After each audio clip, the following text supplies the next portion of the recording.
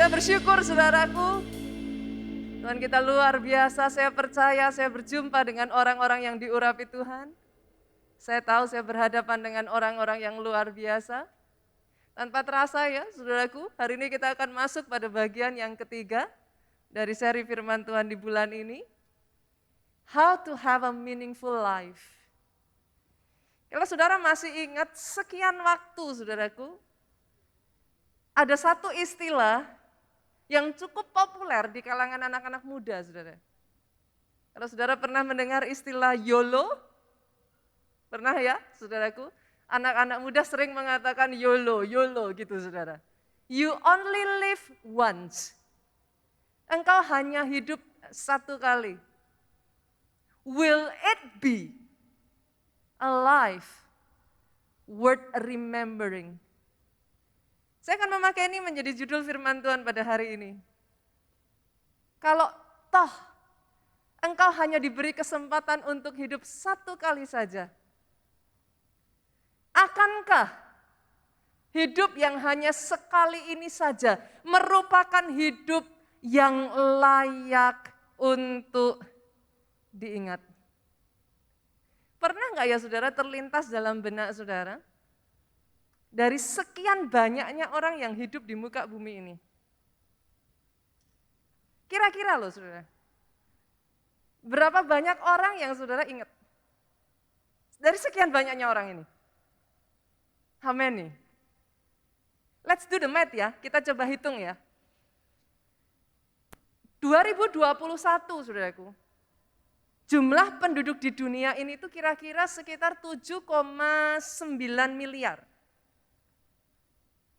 Oke, itu hanya di 2021 saja. Kira-kira kalau dijumlah, dari tahun ke tahun, total ada berapa orang yang sudah hidup di dunia ini? Let's say katakan saya taruh ya saudara, kita taruh lah. 100 miliar orang. Kira-kira, kalau ada 100 miliar orang yang sudah hidup di dunia ini, berapa yang saudara ingat? Pastor, dari pelajaran sejarah, oke, nggak apa-apa saudaraku. Ketika saudara ada di pelajaran sejarah, berapa nama yang masih saudara ingat sampai hari ini? Atau mungkin bukan pelajaran sejarah, tapi mungkin ada orang-orang yang memang dalam kehidupannya menginspirasi saudara. Berapa saudara? Sejujurnya kalau kita mau hitung, kita mau berhitung ya saudara. Paling hanya segelintir orang saudara. Dengan kata lain saudaraku, ada sekian banyak manusia yang pernah hidup di dunia ini. Lalu ketika mereka meninggal, mereka meninggalkan dunia ini. Nama mereka terlupakan begitu saja. Izinkan saya mengatakan ini kepada saudara saat ini. Saya berdoa atas hidup saudara. That's not the kind of life you live. Bukan hidup seperti ini. Hidup yang kau hidupi. Tapi hari ini saya berkatakan atas kehidupan pribadi, lepas pribadi di tempat ini. Hidupmu, hidup yang menginspirasi banyak orang. Hidupmu, hidup yang membangkitkan orang-orang. Hidupmu, hidup yang membawa dampak buat banyak orang. Sesungguhnya inilah yang diinginkan oleh seorang raja, saudaraku. Kalau boleh saya sebut mungkin pernah menjadi raja saudara. Adakah di antara saudara pernah mengingat nama Absalom? Pernah ya saudaraku?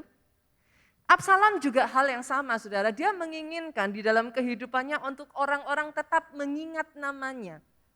Kita buka ayatnya terlebih dulu yuk. 2 Samuel pasalnya yang ke-18. Kita lihat 2 Samuel pasalnya yang ke-18. Ayatnya yang ke-18. Saya bacakan buat saudara ya, kita sama-sama membaca ayat ini.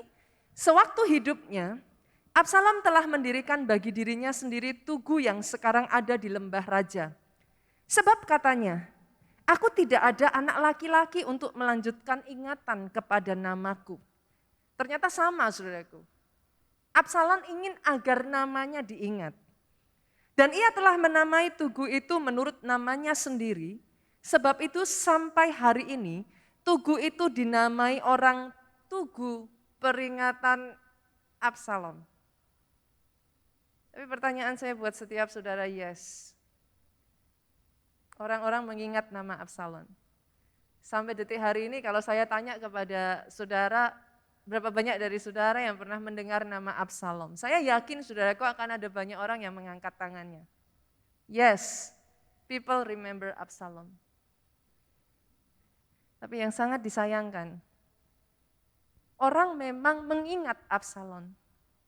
Tapi bukan atas hal baik yang dia lakukan. Yang sangat disayangkan orang mengingat Absalom atas apa yang buruk yang dia lakukan. Boleh nggak saya tanya saat ini? Saudara yang ada di tempat ini, kalau saya boleh tanya. Kira-kira saudara, kalau saudara ditanya, apa sih yang dilakukan Absalom yang saudara ingat? Kalau orang bertanya kepada saudara, Absalom itu apa? Seperti apa? Apa yang akan jadi jawaban saudara? Sebagian dari saudara akan menjawab, Pastor, Absalom anaknya Daud. Tapi ada embel-embelnya, saudara. Anak Daud yang mengkudeta bapaknya. Sebagian orang lagi akan menjawab saya, Pastor, Absalom adalah anak Daud yang membunuh saudaranya, Amnon, karena memperkosa adiknya Tamar. Enggak enak lagi kan saudaraku? Oke, kalau ditanya lagi, apa sih tentang Absalom yang saudara ingat? Sebagian dari saudara mungkin masih mengingat bagaimana kisah ketika Absalom memperkosa gundik-gundik Daud, saudaraku. Di depan begitu banyak rakyat. Yes, nama Absalom diingat, saudaraku. Tapi sangat disayangkan. Not for the good thing. Sebaliknya, ada seorang perempuan, saudara. Yang kalau saya tanyakan kepada saudara, mungkin saudara hanya mengingat perempuan ini dengan sebutan wanita dari Betania, saudara. Tapi sampai detik hari ini, namanya tidak akan pernah dilupakan. Ingatkah saudara akan seorang wanita yang datang di bawah kaki Yesus, memecahkan buli-buli pualam berisi minyak, saudaraku, untuk mengurapi Yesus. Saya bisa melihat kepala-kepala terangguk di sini ya. Yes, you remember her. Saudara mengingat wanita ini. Sebenarnya kalau ditanya jujur ya saudara, kita juga nggak ngerti loh siapa nama perempuan ini. Betul? Tetapi kenapa dia diingat? Tahukah saudara, buli-buli pualam yang dia pegang dan dia pecahkan di depan kaki Yesus, itu bukan buli-buli pualam biasa, saudaraku. Di zaman itu, buli-buli pualam seperti ini adalah buli-buli yang tidak memiliki tutup. Satu-satunya cara orang bisa memecahkan buli-buli ini, botol ini, tidak bisa tidak, saudaraku, hanya dengan cara dipecahkan, saudara. Jadi perempuan ini memecahkan buli-buli itu bukan untuk kayak membuat efek dramatis, saudara. No, not at all, gitu. In case sebagian dari saudara mungkin berpikir kok dramatis banget ya, mesti dipecah. Kenapa sih nggak dituangin dikit-dikit? Karena memang buli-buli ini nggak punya tutup, saudara. The only way saudara bisa membuka buli-buli pualam macam begini adalah dengan break it. Dan jangan salah saudaraku, Buli-buli seperti ini tuh harganya 300 dinar. 1 dinar, dicatat saudaraku, adalah upah kerja 1 hari. Dengan kata lain saudaraku, 1 buli-buli pualam semacam ini, itu berharga 1 tahun perjuangan kerja keras dari seseorang. Ketika wanita itu datang di bawah, sujud di bawah kaki Yesus. Nonsen loh saudara, dia kumpulkan untuk membeli minyak ini dalam 1 tahun. Nonsen. Memangnya wanita ini enggak hidup Pak? Dia makan pakai apa? Kalau upah 1 tahun semua dibeliin. Enggak bisa. It takes a lifetime work. Tapi hari itu, dia sujud di bawah kaki Yesus, dia pecahkan buli-buli itu. Dan saudara tahu apa respon Yesus melihat itu terjadi? Kita buka yuk, Markus. Markus pasalnya yang ke-14 kita lihat, ayatnya yang ke-8 sampai ayatnya yang ke-9.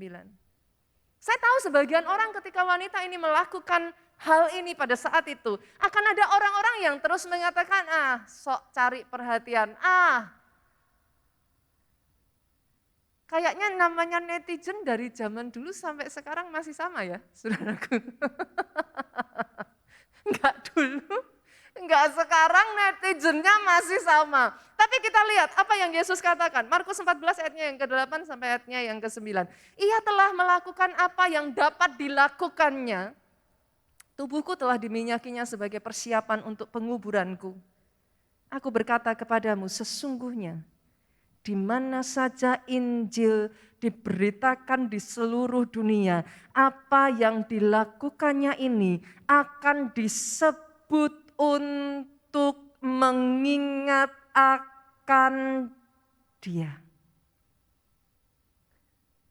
She was a nobody. Ada di sini saudara yang berkata kepada saya, Pastor, ketika saya mendengar apa yang Pastor katakan, will my life worth remembering? Siapa yang bakal mengingat saya ketika saya meninggal, Pastor? I am a nobody. Tapi kalau itu yang kau katakan, saudaraku, saya hanya satu di antara sekian banyak orang. Jangankan orang lain, Pastor, ulang tahun saya aja suami saya nggak inget. Sama seperti wanita ini, saudaraku, she was a nobody. Tapi hari itu, apa yang dia lakukan membuat Alkitab mencatat di mana saja Injil diberitakan di seluruh dunia, apa yang dilakukannya ini akan disebut untuk mengingat dia. Doa saya, saudara. Doa saya atas pribadi, lepas pribadi di tempat ini. Apa yang jadi rema untuk gereja kita di akhir tahun 2021. Kalau saudara masih ingat, Yesaya 60 ayatnya yang ke-15 bagian B. Ini yang jadi doa saya. Tidak ada satupun yang dilewatkan. You are joy to many generation. Saudara sukacita bagi banyak generasi. You are eternal excellency. Saya berdoa itu jadi atas hidupmu, saudaraku. Pertanyaannya sekarang, saudaraku. Kalau saudara ditanya, seperti apa sih saudara ingin diingat, saudara? Kalau saudara ditanya, seperti apa kau mau diingat? Kayak apa, saudara? Jangan lupa satu hal ini ya, saudara.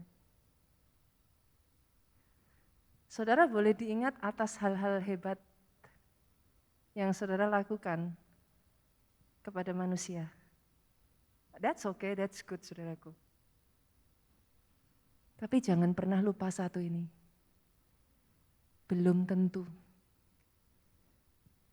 itu yang menyentuh hatinya Tuhan.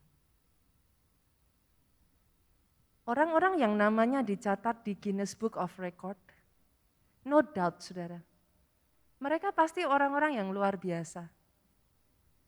Enggak mungkin enggak. It takes hard work. Untuk sampai nama seseorang dicatat di Guinness Book of Record, dibutuhkan kerja keras. Dibutuhkan disiplin tingkat tinggi, saudara.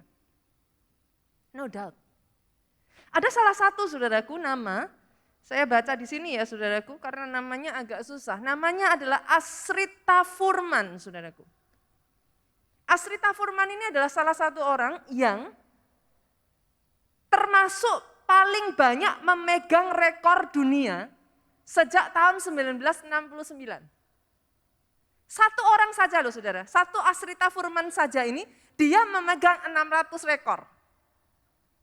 Kebayang nggak saudara? No doubt, dia adalah orang yang luar biasa. Dan hebatnya lagi dari 600 rekor, 200 diantaranya ini masih belum ada yang bisa mengalahkan sampai detik hari ini. Jelas-jelas dia orang yang luar biasa saudaraku. Salah satu rekor yang dia lakukan, saudaraku, dia melakukan lompat tali sebanyak 12.000 kali. Wow, luar biasa. Dia melakukan lompat tali terbanyak di dalam air dalam waktu 1 jam. Amazing, saudaraku. Dia membuat pensil terkecil yang pernah ada. Dan masih sangat banyak, 600 loh saudara. Begitu banyaknya, itu semua luar biasa. Tapi hari ini saya ingin menanyakan pertanyaan ini. Mungkin itu hebat. Tapi lakukan sesuatu yang bukan hanya diingat oleh manusia. Lakukan sesuatu yang menyentuh hatinya Tuhan. Life worth remembering. Bukan hanya hidup yang diingat oleh manusia. Life worth remembering adalah hidup yang menyentuh hatinya Tuhan. Teman-teman di sini, kalau kau bekerja, sederhana saudaraku. Apakah yang kau kerjakan dengan satu keinginan dalam hatimu, pekerjaanmu itu bisa menyentuh hatinya Tuhan. Kalau toh satu hari nanti kau sukses, kau berhasil, orang-orang membicarakan tentang engkau. Apakah keberhasilan dan kesuksesanmu hanya untuk mengejar kebanggaanmu sendiri? Is it so? Apakah keberhasilan dan kesuksesan saudara hanya untuk kepopuleran, saudaraku, ketenaran? Tapi saya berdoa, jemaat keluarga Allah, kalau kau berhasil, pakai keberhasilanmu. Bukan hanya untuk mengejar kepuasanmu, bukan hanya memenuhi kebanggaanmu pribadi, tapi pakai pekerjaanmu untuk agenda Tuhan di muka bumi ini jadi dalam hidupmu. Rencana Tuhan, pakai kesuksesanmu. That's good saudaraku. Tapi pakai itu untuk rencana Tuhan digenapi melalui hidupmu. Para pelayan Tuhan, kau yang hari ini melayani, saudara yang hari ini bersama-sama dengan saya di sini melayani. Ketika kau melayani, kau melakukan semua ini, do you do it because you have to do it? Karena saudara harus melakukannya? Ataukah saya berdoa para pelayan gereja keluarga Allah, waktu kau mengerjakan semuanya ini, engkau melakukannya supaya itu menyentuh hatinya Tuhan. That is what I call a life worth remembering. Hidup yang layak untuk diingat, saudaraku. Hari ini saya ingin mengajak saudara. Kita tadi sudah berbicara tentang a life worth remembering. Dan ketika kita berbicara mengenai yang satu ini, saudaraku, pertanyaannya, apa sih, hidup seperti apa sih yang harus kita bangun? Selama kita masih diberikan kesempatan, kita masih diberikan nafas hidup. Hidup seperti apa sih yang harus kita bangun, saudaraku? Yang pertama, yang saudara yang catat ya, yang pertama, hidup yang berpusat kepada Tuhan, saudara. Kita kembali lagi ya, saudara. Kalau kita mengingat hidup dari wanita di Betania ini ya, saudaraku. Bahkan ada satu nama lagi yang cukup mencuri perhatian saya, saudaraku. Namanya adalah Hizkia. Kedua orang ini punya satu kesamaan, saudara. Baik Hizkia maupun wanita ini, mereka punya satu kesamaan. Kalau saudara masih ingat, pernah satu kali Hizkia jatuh sakit. Masih ingat kisahnya, saudaraku? Ingat ya? Pada saat Hizkia jatuh sakit, anehnya saudara, Hizkia itu enggak doa, minta kesembuhan. Tapi pada saat dia jatuh sakit, dia mengingatkan Tuhan satu hal ini. Saya bacakan terlebih dulu ya, saudara, ayatnya 2 Raja-Raja 20, ayatnya yang ketiga.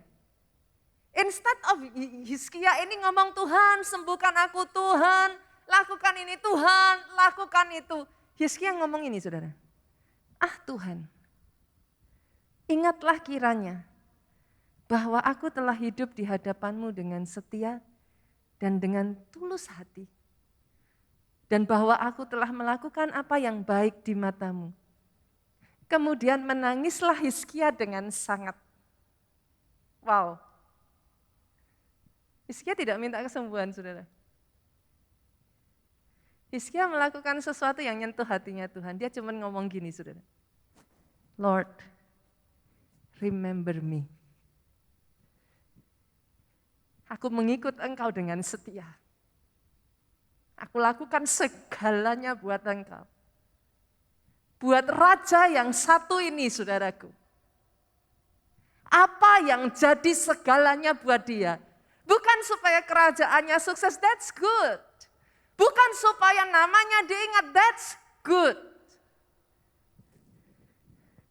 Tapi hidupnya, dia jadikan Tuhan pusat segalanya. Dan karenanya, saudaraku, Tuhan mengingat hal itu. Dia kerjakan mujizatnya atas hidup Hizkia ini, saudara. Ditambahkan 15 tahun dalam hidupnya. Hidup seperti apa sih, saudaraku, sebenarnya yang dimiliki Hizkia ini? Kita lanjutkan ya. 2 Raja-Raja pasalnya yang ke-18 ayat 5 sampai ayatnya yang ke-6. Hidup kayak apa sih, saudara? Yang saya sebut punya kemiripan dengan wanita yang ada di Betania ini. Saya bacakan ya. Ia percaya kepada Tuhan Allah Israel, dan di antara semua raja-raja Yehuda, baik yang sesudah dia maupun yang sebelumnya, tidak ada lagi yang sama seperti dia. Ia berpaut kepada Tuhan, dia nempel sama Tuhan, dia melekat sama Tuhannya. Tidak menyimpang daripada mengikuti dia, terus matanya tertuju kepada Tuhannya. Dan ia berpegang pada perintah-perintah Tuhan yang telah diperintahkannya kepada Musa. Kalau saudara baca, saudaraku, dari sekian banyak raja-raja yang ada baik itu di Israel maupun itu di Yehuda, enggak banyak raja yang baik. Dan lebih enggak banyak lagi raja yang dicatat seperti Hizkia ini.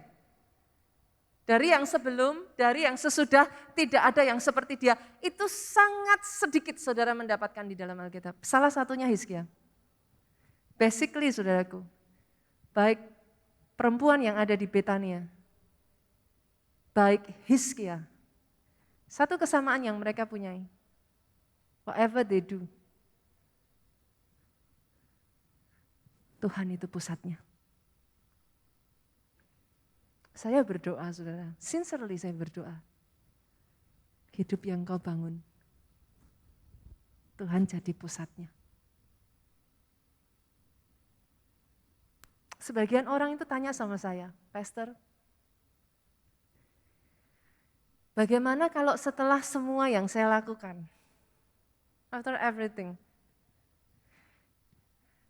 pada saat orang lain meninggalkan engkau, pada saat mereka di masa-masa seperti ini tidak lagi melayani, aku tetap melayani. Aku tetap setia. Pada saat orang lain udah enggak menyala-nyala lagi, pada saat buat mereka ibadah itu hanya jadi rutinitas, tapi buat aku tetap mempertahankan api itu menyala. Pada saat apa yang aku lakukan ini dianggap orang lain bodoh, dan aku ditertawakan, aku tetap setia. Tapi Pastor, what if? Bagaimana kalau setelah semua yang aku lakukan itu, endingnya aku nggak terima apa-apa.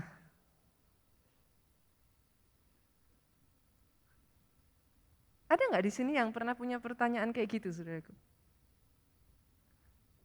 Saya tahu di masa-masa ini nggak gampang.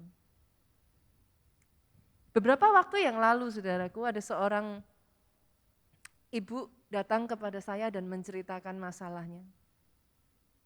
Dia bercerita bagaimana pergumulannya dengan suaminya, saudaraku. Bagaimana suaminya berselingkuh. Bisa dikatakan setiap hari suaminya itu selalu kasar, saudaraku, kepada ibu ini. Masih mending kalau selingkuhnya sama lawan jenis, saudaraku. Ya selingkuh dengan lawan jenis, ya selingkuh dengan sesama jenis.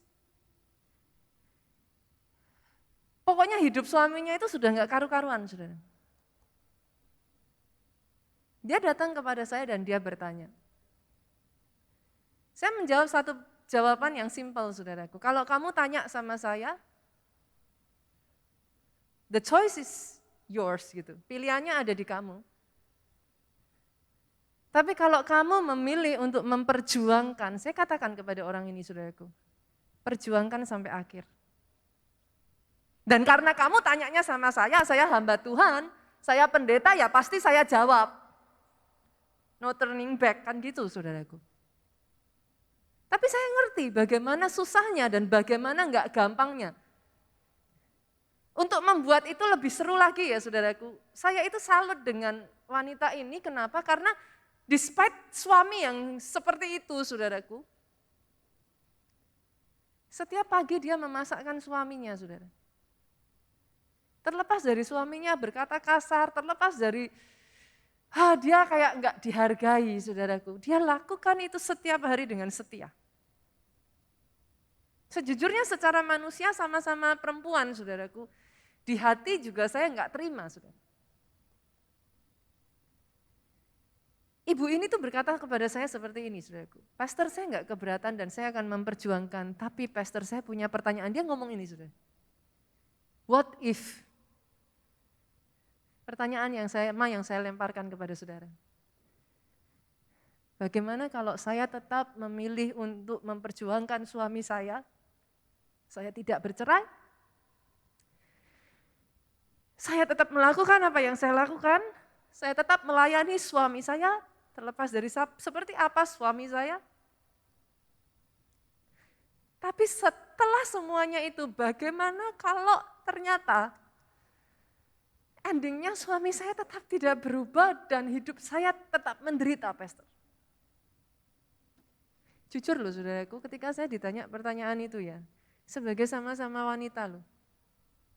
Ibu-ibu di sini kalau saudara dengar apa yang saya ceritakan ini, kira-kira pengen tak cekik saudara suaminya.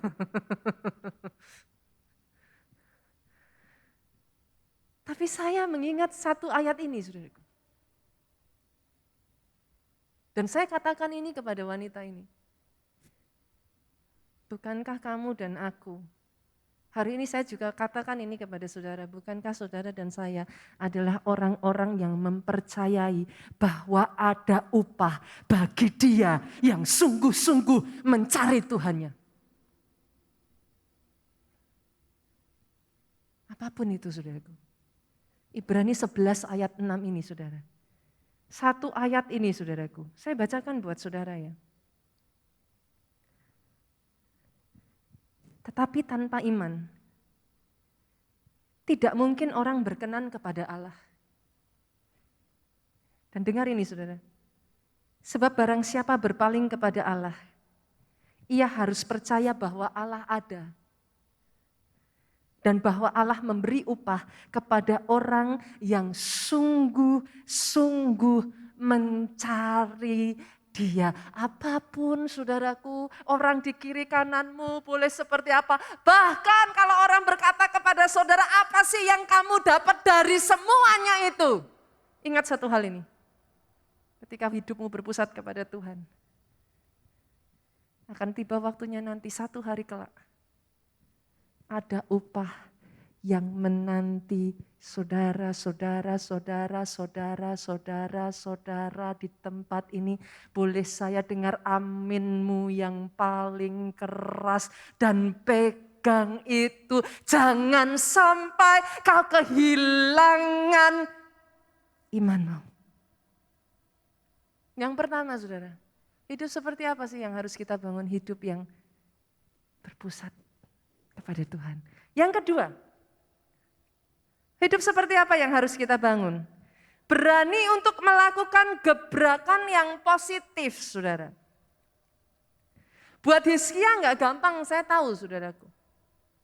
Jangan salah loh saudara, Hizkia tidak dibesarkan dari papa yang takut Tuhan loh. Sorry to say.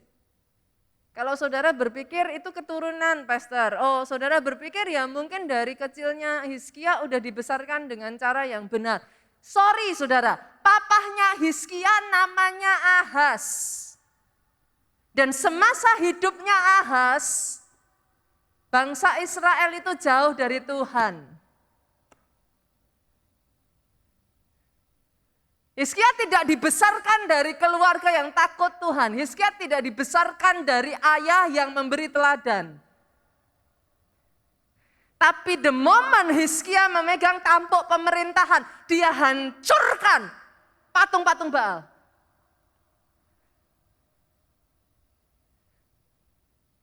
Ya gampang saudara buat Hizkia untuk membuat gebrakan yang positif. Saudara hidup di tengah dunia, di tengah masyarakat di mana orang-orang di sekeliling saudara berkompromi dengan dosa. Dan saudara terbiasa melihat yang namanya untuk Tuhan separuh-separuh oke. Apakah itu yang mau saudara katakan kepada saya? Hizkia lebih parah saudara. Tapi bolehkah saya tantang saudara hari ini? Regardless situasi di sekelilingmu seperti apa, I don't know. Kau dibesarkan dari keluarga seperti apa, I don't know. Tapi beranikah saudara mengambil keputusan dalam hidupmu? Hidup yang kau hidupi adalah hidup yang harus diingat. Bukan karena hanya prestasi yang kau buat, tetapi kau berani stand firm. Di tengah situasi yang tidak menentu. Boleh saya tantang saudara untuk lakukan itu? Buat gebrakan yang positif. Dalam hal ini jujur saudaraku, saya banyak belajar dari pemimpin kita, gembala sidang kita, Pastor Obaja. Saya tahu saudara, gak gampang pada saat itu untuk Pastor Obaja mengambil keputusan membangun Pondok Daud. Kita bersama sudah ngerti, yang namanya Pondok Daud seperti itu saudaraku. Apalagi 24 jam loh.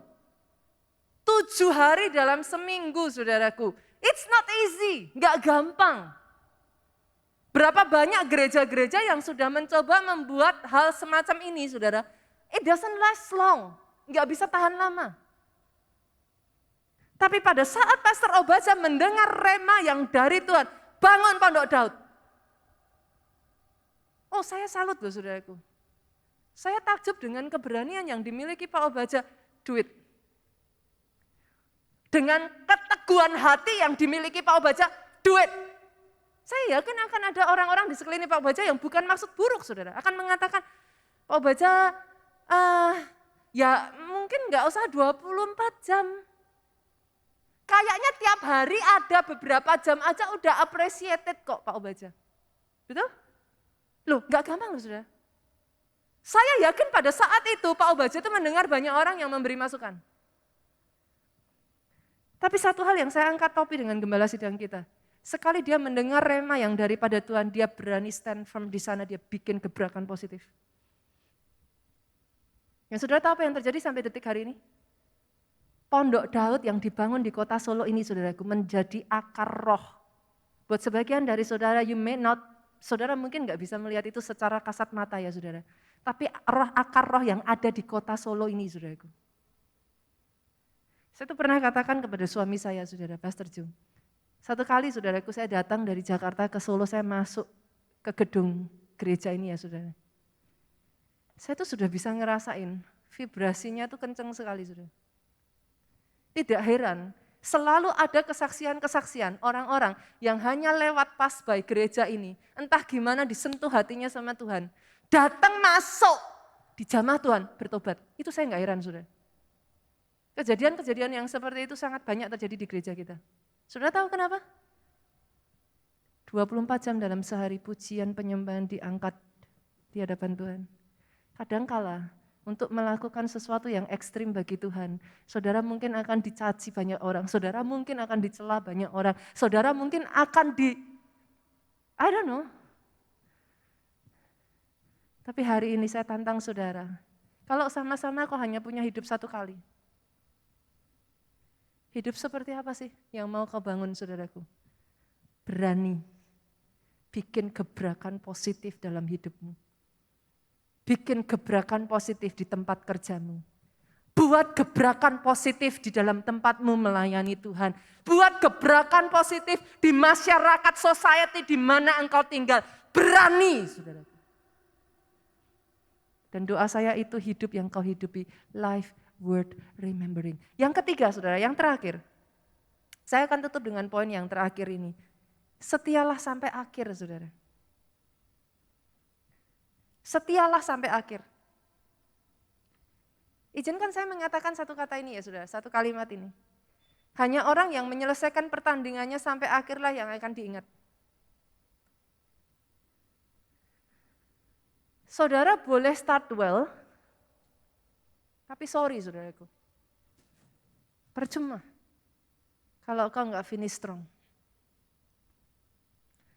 Satu kali saudaraku ada dalam sebuah pertandingan lari maraton olimpiade saudara. Seorang yang namanya cukup susah saudara, John Stephen Aquari saudara. Dari sekian banyak orang yang bertanding saudaraku, ada seorang bernama Aquari ini saudara, di tengah pertandingannya dia cedera. Dia terluka. Dan saudara tahu dong yang namanya lari maraton itu bukan lari jarak pendek. Itu lari yang sangat melelahkan sekali, dibutuhkan stamina khusus. Dalam kondisi sehat aja enggak segampang itu finish loh saudara. Apalagi Aquari ada dalam keadaan yang saat itu cedera dan dia terluka, saudara. Yang hebatnya dari kisah ini, saudaraku, lucunya orang lebih mengingat Aquari, media lebih memberitakan Aquari yang notabene pada saat itu bukanlah juara atau pemenang pertama dari lomba lari maraton olimpiade itu, saudara. Tapi tahukah saudara kenapa orang dan media begitu membicarakan tentang kisah Aquari ini, saudara, pada saat itu? Karena di tengah semua cederanya, dia terluka, saudara, dan tidak gampang. Di tengah semua luka yang dia derita, saudaraku, dia memutuskan menyelesaikan pertandingannya sampai akhir. Pada momen Aquari, saudaraku, memasuki garis finish, orang-orang berdiri dan memberikan standing ovation, saudaraku. Mereka bertepuk tangan. atas apa yang dilakukan oleh Aquari. Saya boleh mengajak pemain musik untuk maju ke depan. Izinkan saya mengatakan ini, saudara. It's good that you start well. Saudara nggak akan ada di sini kalau kau nggak mencintai Tuhan. Engkau nggak akan masih bertahan kalau engkau nggak cinta Tuhan.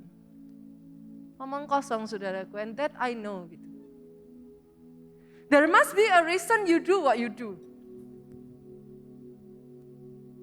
Tapi bolehkah hari ini firman Tuhan sedikit berbicara dalam hidupmu, saudaraku?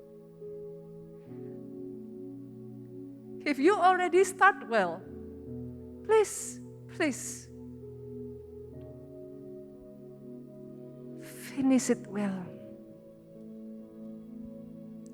Finish it strong.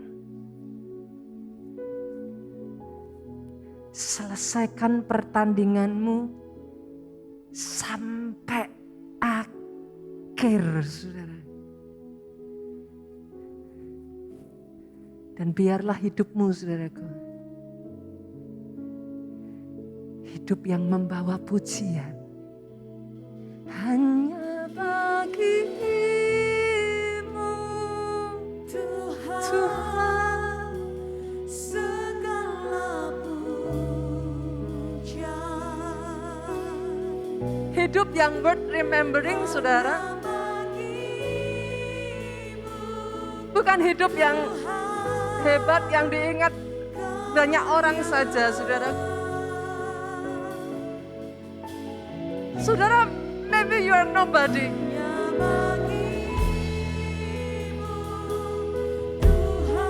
Tapi bolehkah saya minta kepada saudara di tengah situasi dan kondisi yang ada sekarang ini? Gak gampang memang, gak mudah. Tapi dengan kedua tanganmu terangkat, aku bisa mengatakan, Tuhan, kalau aku hidup hari ini, kalau aku melakukan apa yang aku lakukan hari ini, semuanya,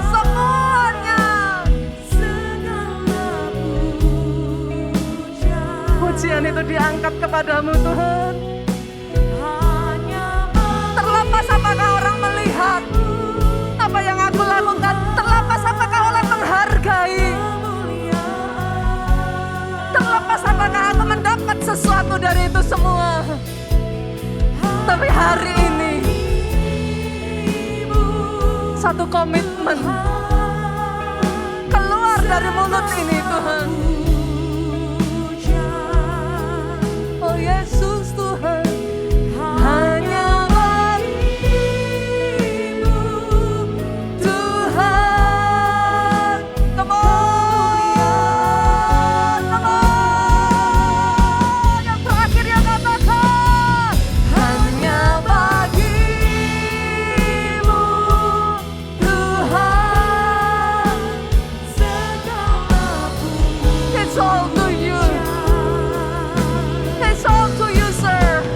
Hanya bagimu, Tuhan, kemuliaan.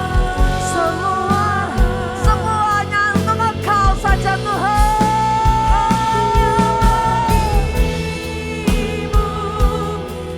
Oh yes, Lord, yes, Lord, yes, Lord.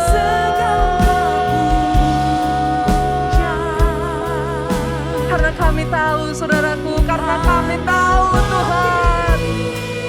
Oh yes, kemuliaan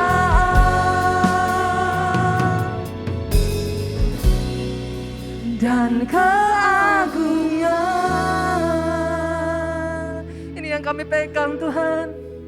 Engkau Allah yang memberi upah kepada orang yang sungguh-sungguh mencari Engkau. People might not see. Orang mungkin tidak melihat, orang mungkin tidak tahu.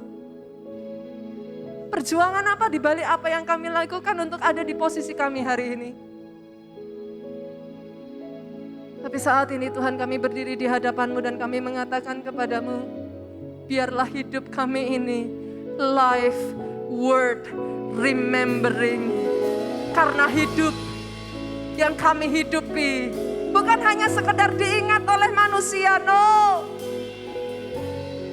Tapi hidup yang kami hidupi ini Tuhan, kami kerjakan untuk Engkau. Lebih dari segalanya, biarlah hidupmu diingat Tuhanmu.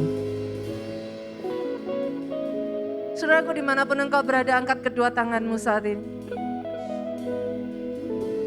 Diberkati saudara oleh Tuhan. Amin. Diberkati keluargamu oleh Tuhan. Apa yang sudah Tuhan berikan atas tanganmu ini dilipat gandakan. Amin. Dipakai Tuhan, sehingga apa yang dikerjakan di tanganmu ini dibuatnya berhasil. Amin. Diberkati engkau dengan panjang umur, sehat sesehat-sehatnya. Amin. Diberkati masa depanmu, masa depan yang gilang gemilang. Biarlah kesaksian tidak habis-habisnya keluar dari lidah bibirmu. Diberkati pelayananmu. Pulang saudaraku, dengan membawa sukacita, damai sejahtera yang daripada Allah Bapa, cinta kasihnya limpah luap atas hidupmu. Persekutuan dengan Roh Kudus sekarang sampai selama-lamanya. Engkau yang diberkati katakan bersama dengan saya dengan suaramu yang paling keras. Amin.